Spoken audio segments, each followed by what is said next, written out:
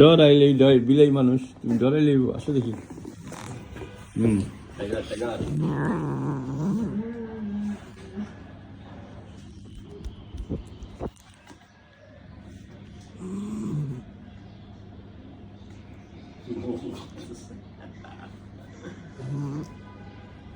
এত আদরের হেতু কি? ঘুরা ফিরা তো অ্যানেস্থেসিয়া দিবেনি।